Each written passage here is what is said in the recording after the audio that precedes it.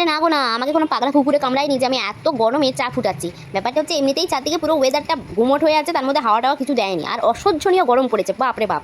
তো হুট করে দেখলাম যে 5টা নাগাদ মানে আকাশটা কি সুন্দর হালকা হালকা ধূসর হতে হতে কালো হয়ে যাচ্ছে। আমি ভাবলাম মধ্যে কালবৈশাখী দিয়ে পদার্পণ করতে চলেছে দুর্গাপুরের মাটিতে, বুঝতে পারলে তো। তো সেই দেখে আমার মনটা পুরো ফুরফুরে হয়ে গেল বাতাসের মতো। আমি চলে গেলাম, ওই জন্য আমি প্রচণ্ড এক্সাইটেড হয়ে গিয়ে চলে গেছিলাম মানে রান্না করে, যে নিজের জন্য একটু চা করবো বলে, বুঝতে পারলে। তো ওই জন্যই চা ফুটাচ্ছি, আর বাইরে দিকে তাকাচ্ছি খালি যে কখন কালবৈশাখী দিয়ে আসবে।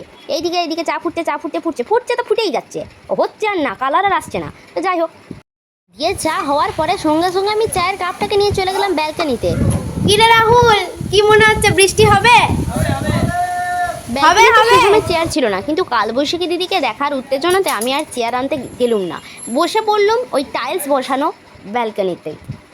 কত তাড়াহুড়ো করে আমি চা করলুম বলে দেখি কালবৈশাখী দিদিকে দেখবো বলে উত্তেজনা একবারে তাড়াহুড়ো করে লাফিয়ে লাফিয়ে ব্যালকনিতে চলে এলাম। ও বাবা, কালবৈশাখী দিদি বোধহয় আসতে গিয়ে মাঝ রাস্তায় বয়ফ্রেন্ডের কল পেয়ে অন্য রাস্তায় চলে গেছে। তো তোমাদের ওইদিকে কি কালবৈশাখী দিদি গেছে?